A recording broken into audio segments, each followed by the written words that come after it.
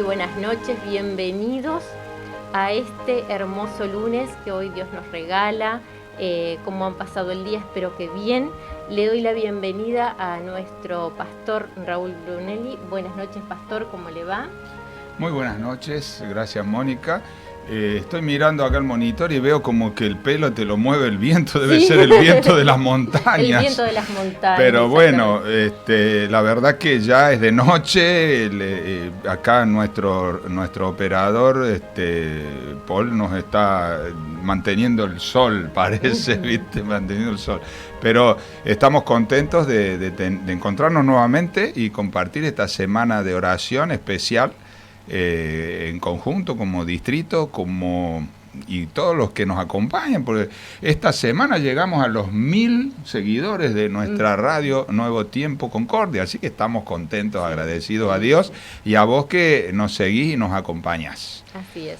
Así que, ¿cómo es el título? Bueno, el título de la semana lo digo yo, Herederos del Reino. Uh-huh. Y arrancamos con el segunda tema semana especial del año, ya claro, segunda semana. Y ya estamos especial. Ahí, ya empezó el tobogán cuesta abajo. Exacto. Y vamos a llegar a fin de año en un rato, como quien dice. Tal cual, pero seguimos, el año nos sigue sorprendiendo con en estos temas tan lindos que esta noche vamos a ver, y se titula Todo es valioso en las manos de Dios. Cómo día a día vamos descubriendo esas joyas que Dios nos tiene preparado para nosotros, aunque muchas veces abrimos el mismo libro, el mismo versículo, pero cada vez que lo leemos como que Dios nos va enriqueciendo un poquito más, y no es la excepción esta semana y tampoco esta noche, ¿verdad? Porque tenemos cosas muy lindas por descubrir en este rato aquí todos juntos, así que te invito a que busques la Biblia para que vayas también, y un fibrón, porque siempre está bueno marcar con el fibrón allí, ¿no es cierto?, esos versículos que por ahí te hacen pensar y decís, qué lindo, me llegó este mensaje, está bueno, lo marco, porque después estás hojeando y te llamó la atención eso y volvés a leer ese versículo y te acordás, sí, Dios me habló en ese momento estas cosas, así que siempre ir teniendo esos pequeños tesoros marcados. Así que bien, vamos a abrir juntos la Biblia en esta noche y vamos a buscar el texto que nos va a ir metiendo de a poquito en el tema, y se encuentra en el libro de Lucas, ¿sí?, en el Nuevo Testamento, capítulo 21, y vamos a leer los versículos del 1 al 4. ¿Sí? Te lo vuelvo a repetir, así te doy tiempo que vayas buscando. Lucas 21, versículos del 1 al 4.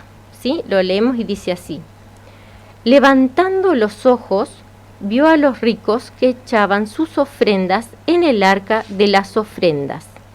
Vio también a una viuda muy pobre que echaba allí 2 monedas. Y dijo: En verdad os digo que esta viuda pobre echó más que todos, porque todos aquellos echaron para las ofrendas de Dios de los que le sobraba, mas esta de su pobreza echó todo el sustento que tenía, echó todo lo que tenía, le entregó todo a Dios en esa oportunidad. Bueno, y como texto introductorio es una historia en realidad, una historia que Jesús le puso la lupa, ¿no? Porque hubiera pasado inadvertida esa escena, esa circunstancia, ¿no? Y yo quiero compartir otra historia de un personaje que en realidad ya obviamente murió, nació en 1888, Roberto Letourneau, algo así se pronuncia el apellido, y como digo, nació en 1888 en Estados Unidos, y de chico creció en un hogar cristiano, en un hogar de gente que le enseñó de muy pequeño la palabra de Dios, le enseñaba lo que corresponde como deber a un cristiano. Pero bueno, Ricardito fue medio rebelde, pero en su adolescencia finalmente él se entrega a Dios, y trata de hacer una vida buena, como solemos decir, y el muchacho era talentoso. inventó más de 300 distintos artículos y cosas que patentó, muchas de ellas relacionadas con la maquinaria vial, aplanadoras, las patas de cabra, todas esas cosas inventó este hombre, y fue acumulando una enorme fama y una enorme riqueza. Para los años de 1930, 38, por allí, él tenía 1.500 millones de dólares, que para esa época era una fortuna gigantesca, una fortuna enorme. Y a los 30 años de edad, supermillonario, le sucede algo tremendo. Él pierde su hijo mayor, pierde su hijo mayor. Y es como que perdió también los objetivos, las ganas de vivir, perdió el propósito de su vida. Entonces, Roberto decide con su esposa, después de reflexionar, dedicarle su vida a Dios. Dedicarle su vida a Dios. No cambiando de profesión. Siguió haciendo lo que hacía, pero él decide dedicarle su vida a Dios. Y junto con su esposa, como digo, tomaron una decisión, podríamos decir, muy arriesgada, ¿no? Él decide invertir las cosas con Dios. En vez de darle a Dios el 10%, el diezmo, decide darle a Dios el 90% y quedarse con el 10%. Por supuesto, eso fue algo que llamó la atención en su época. La gente le decía el empresario de Dios allí en su iglesia, la gente que lo conocía. Y tenía un versículo muy conocido, que era su preferido, y está en Mateo capítulo 6, versículo 33, y le voy a pedir por favor a Mónica que nos acompañe con el versículo. Mateo 6:33 dice así: mas buscad primeramente el reino de Dios y su justicia, y todas estas cosas os serán añadidas. O sea, uno podría decir, él ya era millonario, bueno, supermillonario, 1.500 millones de dólares en aquella época, era supermillonario. Decide entregar su vida a Dios en forma más práctica, porque era cristiano, creyente, llamémosle como quieran, pero decide hacer un tipo de consagración que, como digo, le llevó a invertir las cosas. Claro, es posible que vos me digas, bueno, con ese 10% yo podría vivir también, ¿no? Una persona que tiene esa montaña enorme de dinero, con el 10% zafa, ¿no? Imagínense. Por eso, aunque esta es una historia muy atractiva, muy interesante, volvemos a la historia que nos contó Mónica, de la palabra de Dios, de la Biblia, la historia que Jesús destaca, ¿no? esa mujer dio muchísimo menos que este hombre. Dio moneditas, dos monedas.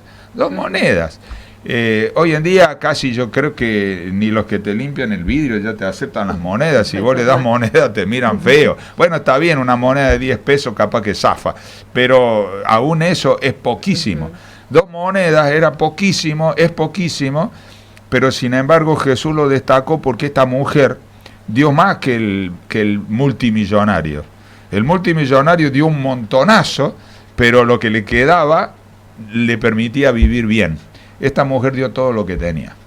Y cuando vos das todo lo que tenías, todo lo que tienes, es evidente que estás usando de una clase de fe que la mayoría de nosotros no estamos acostumbrados. Sencillamente no lo vemos normal. La mujer no tenía prácticamente nada para dar, pero dio todo. Y bueno, apenas, ¿cómo diríamos? Apenas hizo ruidito su ofrenda, ¿no? Apenas hizo ruido. Pero Jesús no destacó la ofrenda de los millonarios de esa época, de los ricos de esa época, que daban cantidades importantes, oro, plata. Esta mujer dio 2 moneditas de cobre, de lo más barato, lo mínimo que podía tener valor en este caso, ¿no? Pero lo importante entonces, que es la introducción a este tema, es que lo poco que yo pueda poner en las manos de Dios va a tener un impacto que quizás yo no tenga idea. que yo no puedo medir. Esa pobre mujer, sin duda, no tenía idea de que su nombre iba a ser, aunque no está el nombre, ¿no? Pero su situación y su circunstancia iba a ser repetida y repetida y repetida hasta que Cristo venga.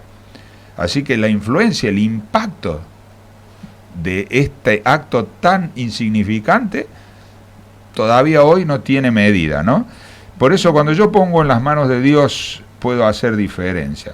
Pero la diferencia la hace lo que tenemos en realidad. A veces muchos de nosotros estamos como pensando en lo que no tenemos. Estamos poniendo en el futuro el servicio a Dios. Decimos, bueno, cuando yo me reciba en esta profesión, o cuando yo tenga mi casita, o cuando yo consiga salir de las deudas, o cuando yo consiga un buen trabajo, o cuando yo aprenda a hacer tal cosa, entonces yo voy a dar algo, yo voy a hacer algo, yo voy a contribuir. Y en realidad yo creo que ese asunto para Dios es bastante triste, ¿no? Dios no necesita lo que tenemos, necesita nuestra disposición. Este hombre, me olvidé de relatar, este hombre después de tener ese versículo favorito, todo va a ser añadido. Alguien le preguntó en una entrevista, le dice, ¿y cómo es eso de que usted le da a Dios el 90% y se queda con el 10%? Y él le responde de una manera muy curiosa, le dice, no es así. Todo es de Dios. Yo me quedo con el 10% de lo que Dios me da la oportunidad de administrar. Y el hombre la tenía clara. Entonces lo que Dios quiere, lo que Dios espera, lo que Dios necesita de nosotros es que que pongamos a su disposición lo que nos da, no lo que no nos da. Por eso mirar lo que no tenemos y comprometer lo que esperamos para servir, para ayudar, para entregar, para hacer, es algo que es un engaño, es una ilusión. Si no, pensemos, o sea, Dios, con la onda que tenía ese muchachito David, hizo algo tremendo. La onda era algo insignificante, era un arma insignificante. La vara de Moisés para abrir un mar era algo absolutamente no factible, imposible, ¿no es cierto? Los pancitos y pececitos de un niñito, el almuerzo de un niño para alimentar una multitud, insignificante. El poquito de harina y de aceite de una viuda que estaba ya al borde de la muerte de hambre. Y para Dios eso fue todo lo que necesitaba. El viejo cesto que una mujer prestó para que Pablo salvara su vida y fuera el apóstol, diríamos, más gravitante en la predicación del Evangelio en todo el mundo antiguo. Todo eso lo hizo Dios con cosas insignificantes. Sí, incluso, pastor, permítame interrumpir, fueron cosas que la tenían en el momento, y Dios utilizó las cosas que estaban ahí en el momento. Todos esos ejemplos que fue nombrando, el pan y los peces, estaban ahí. Entonces, era la disposición que tenían las personas de entregar lo que tenían en el momento, no lo que iban a tener en el futuro para entregarle a Dios. Y Dios lo usó y lo hizo poderoso. Hay otra anécdota interesante, ustedes recuerdan, porque ya falleció, la famosa hermanita la Madre Teresa de Calcuta. En algún momento de crisis ella tenía varios orfanatos, leprosarios manejaba, y en algún momento de crisis allí en la India había escasez de azúcar, y bueno, estaban de recolectar azúcar para poder hacerle un poco más pasable los desayunos a los niños, a los enfermos que ella atendía o que el grupo de ella atendía. Y un día cae un chiquito con una taza de azúcar para donar, ¿no? Y el niño le dice, bueno, yo estuve guardando lo que mamá me daba para azucarar mi bebida, mis bebidas, lo estuve guardando en esta taza y aquí lo traigo. Y entonces esta mujer le dice, no podemos hacer ninguna cosa grande, le dice, solo cosas pequeñas con un gran amor. Y yo creo que es un poco el pensamiento de Dios, es un poco la filosofía de Dios, o la que Dios espera de sus hijos, ¿no es cierto? O sea, no hace falta grandes cosas. Pequeñas cosas pueden ser convertidas en grandes en las manos de Dios. Y a mí me gustaría que compartas allí una cita, ¿no? Palabras de vida del gran maestro que ilustra un poquito más esto que estamos hablando. Así es. En la página 343 encontramos un hermoso párrafo allí que dice: Dios espera que entreguemos dádivas pequeñas, así como espera que entreguemos las grandes también. Sino Dios nos pide para los necesitados no solo nuestros dones, sino un semblante alegre, palabras llenas de esperanza, un bondadoso apretón de manos. Qué cosas simples, ¿no? Oh, pero cómo pueden cambiar una vida, ¿no? Un abrazo, un apretón de mano, una palabra simpática o de simpatía a alguien necesitado. Puede cambiar una vida porque uno no sabe las circunstancias de la otra persona. Hay personas que sus vidas están tan deterioradas que están a punto de hacer cosas o tomando decisiones dramáticas, trágicas, y una palabra de amor y una pequeña dádiva que sin duda si la damos es porque la tenemos, porque la podemos dar. Eso puede cambiar una vida, eso puede cambiar muchas vidas, porque cuando nosotros damos algún alimento no es simplemente el alimento, es el cariño, es el interés por la persona, y eso es lo que en el fondo llena más el corazón, aparte de, por supuesto, llenar el estómago cuando hace falta, ¿no es cierto? Y entonces, si nosotros usamos lo poco que tenemos en la causa de Dios, evidentemente eso poco puede transformar, tocado por Dios, puede transformarse en algo muy grande. Hay otra cita, ¿no? Otra cita.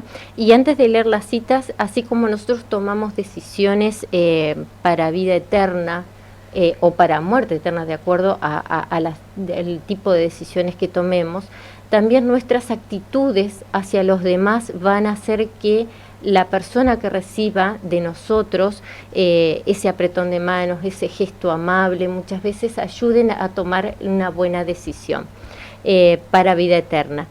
Y como decía Pastor, en Joya de los Testimonios para la Iglesia, tomo 6, página 308, la hermana Elena dice que en esta vida nuestro trabajo por Dios a menudo parece no producir frutos.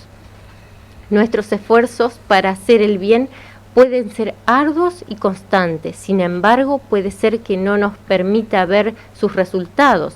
El esfuerzo puede parecernos infructuoso, pero el Salvador nos asegura que nuestra obra es apreciada en el cielo y que la recompensa es segura, ¿sí? Un detalle, no olvidar eso, que nuestra recompensa es segura. El apóstol Pablo, en Gálatas 6:9, inspirado por el Espíritu Santo, nos dice: no nos cansemos pues de hacer el bien, porque a su tiempo segaremos, si no desmayamos. O sea, hay una condición: si no desmayamos, a su tiempo vamos a cegar. Perseverancia, la ¿no? perseverancia, La perseverancia, exactamente. Ahora, cuando uno piensa en la iglesia primitiva, cuando uno piensa en ese grupo de cristianos que, bueno, que eran 12, que eran 500, no eran muchos, eran 120 allí en el aposento alto, lograron compartir el Evangelio de Cristo y que millones de personas lo aceptaran en su generación. Ahora, cuando uno los mira, los piensa, ¿qué clase de gente era? ¿Eran millonarios? ¿Eran educados? ¿Eran gobernantes? ¿Eran poderosos? De ninguna manera. En general, cada uno de ellos eran personas, hasta algunas de ellas despreciadas por la sociedad, ¿no? Pensemos en Leví Mateo, o rudos pescadores, o personas, digamos, de un comportamiento más bien torpe totalmente, ¿no? Ahora, eso a mí me da esperanza que Dios pueda hacer con nosotros lo que tiene que hacer en esta generación. Hace falta tener riquezas para poder servir a Dios, para poder cumplir la voluntad de Dios de ninguna manera. Hay que estar preparado académicamente. Bueno, ninguna de esas cosas es mala en sí misma si la tenemos, porque tenemos que consagrarla. Entonces sí, podría servirnos, podría ser una herramienta. Pero la generosidad en realidad es la marca registrada del cristiano. O sea, nosotros deberíamos sentir que la influencia del Hijo de Dios pasa por allí. De hecho, ustedes saben que los hospitales, casi la medicina, diríamos, en el mundo occidental, la ejercieron los cristianos. La gente, cuando empezaban las pestes en las ciudades, huía, desaparecía. Y quedaron los cristianos en eso, en el siglo II, en el siglo III y en la Edad Media lo mismo, quedaban los religiosos, quedaban atendiendo a los necesitados. Algunos de ellos morían atendiendo a los sufrientes, ¿no? Pero demostraron, y eso sí la gente lo reconocía, demostraron que, en fin, que genuinamente estaban dispuestos aún a entregar sus vidas, aún a arriesgar sus vidas, para ayudar al prójimo. Y eso define la generosidad. O sea, un Dios generoso tiene hijos generosos, ¿no es cierto? Un padre generoso enseña a sus hijos a ser generosos. Y yo te invito a que olvides, por decir así, abandones la idea de que no podés, de que lo que podés hacer en realidad no cambia las cosas, que es poquito, que es insignificante. Porque un gesto anónimo puede hacer cosas tremendas. Marca la diferencia. Y tengo una historia para leerle, pastor. La voy a leer porque no quiero perder detalles, porque es muy interesante y quiero que todos podamos aprovecharla. Así que van a ver que mi vista va bajando, pero es porque quiero compartirla al 100%. Dice que una de las historias más impresionantes sobre el tema de la generosidad de los primeros cristianos es la historia de Pacomio. ¿Sí? Un nombre bastante particular. Él nació en el año 292 después de Cristo en Tebas, ¿sí? En Egipto. Era hijo de padres paganos. Fue alistado contra su voluntad en el ejército romano. Los romanos tenían la costumbre de invadir las comunidades y obligar a todos los hombres a servir en el ejército. Los generales sabían que esos soldados no tenían ningún apego o compromiso con el imperio, sí, porque eran obligados, no iban por su propia voluntad, ¿no es cierto? O sea, no lo iban a defender con ese ímpetu que fuese su propio país. Por eso vivían como prisioneros todo el tiempo cuando no estaban en combate. Durante el período de prisión, el hambre devastó la región donde estaba Pacomio y muchos prisioneros morían allí de hambre. Pero él y otros prisioneros comenzaron a recibir comida de noche por las rejas de la prisión. Y esto le llamó la atención porque no era algo usual. Cada noche esas personas regresaban con comida y libraron a los prisioneros de la inanición. De morir de hambre, ¿no? Exacto, claramente. Sí, exactamente. La otra palabra por ahí no es muy conocida. Pero eran personas anónimas. Pacomio ni el resto de los prisioneros sabían quiénes eran. Después de un tiempo él descubrió que sus benefactores eran seguidores de un Galileo que se llamaba Jesucristo. Y cuando fue puesto en libertad, Pacomio, ante esa situación, buscó a esos cristianos y con ellos aprendió a amar a Jesús. ¿Pero cómo aprendió a amar a Jesús? ¿Por qué? Porque conocía a las personas, porque le llegó el gesto. A él le quedó ese gesto, el hacer algo. Las personas no lo conocían a él, ni a sus compañeros que estaban en prisión. Pero le salvaron la vida. Pero le salvaron la vida. Y entonces, por ese gesto, él se acercó a esas personas, la conoció y conoció el que estaba por detrás. ¿Quién impulsaba a esas personas a hacer lo que hacían? Conocieron al generador de esa generosidad, que fue Jesús. Y Con ellos entonces aprendió a conocer a Jesús y conoció la verdad. Enseguida se hizo cristiano y fue bautizado en el año 314 y se transformó en un líder cristiano de influencia. Llevó a la práctica lo que hicieron con él, ¿no es cierto? Y la generosidad lo alcanzó, y con ella también no solamente la comida, sino que fue la comida para vida eterna, porque alcanzó la salvación a través de ese gesto. Bueno, yo me imagino que historias como estas hay muchísimas, y algunas de ellas actuales, y quizás algunas de ellas vos sos el protagonista, que me estás viendo, que me estás escuchando. Sin embargo, está bueno que nosotros reflexionemos, ya para ir cerrando el tema de hoy, en que debemos tomar una decisión.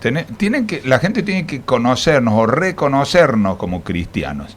Y una de las características de Dios, de Cristo y del cristiano, por lo tanto, es la generosidad. Esa digamos, actitud, ese hábito saludable, esa decisión puesta en acción también de ser altruista, de ser generoso, es contagiosa. Contagió a este hombre a todo, ¿no? Contagió a la fe y contagió a la acción. Y eso debería suceder en nuestra vida también. Cuando estamos en contacto con personas que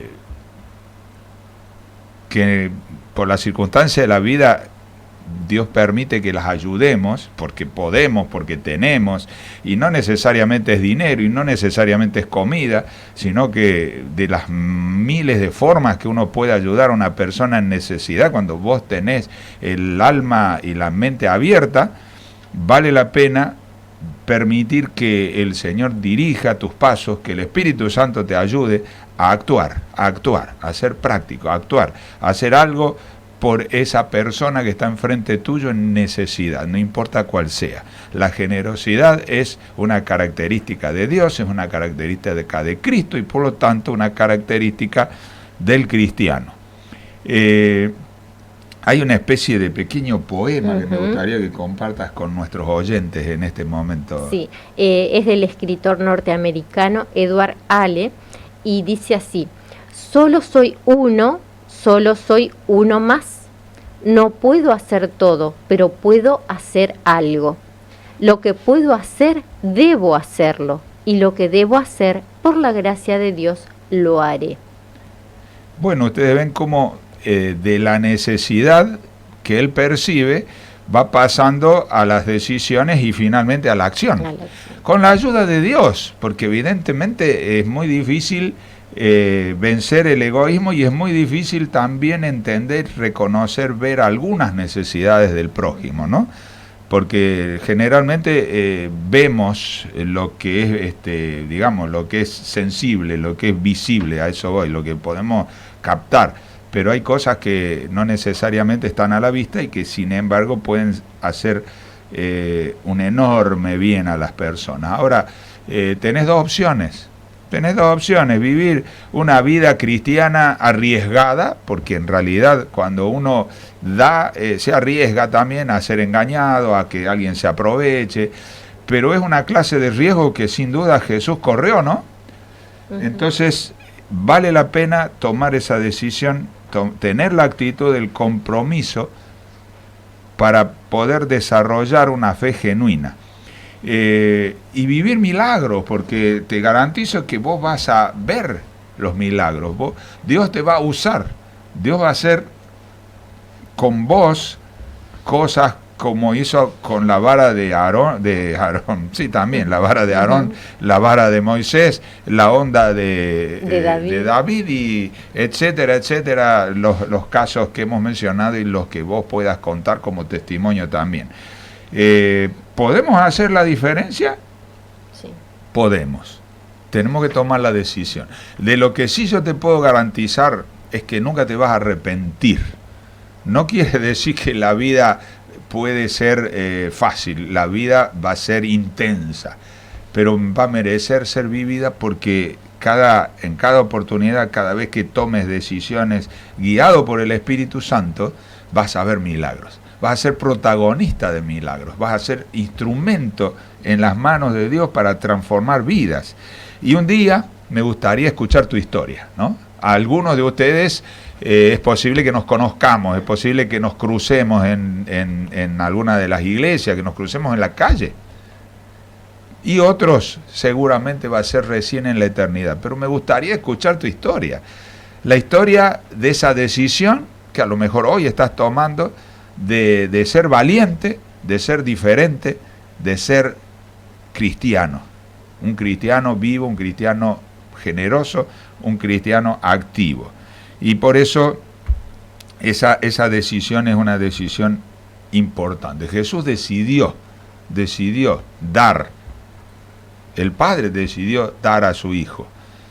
Y cada uno de nosotros tiene que seguir ese ejemplo para realmente ver cómo Dios sigue vivo y sigue transformando corazones, transformando vidas, y específicamente no solo quiere transformar tu corazón y tu vida, quiere usarte para transformar a otros.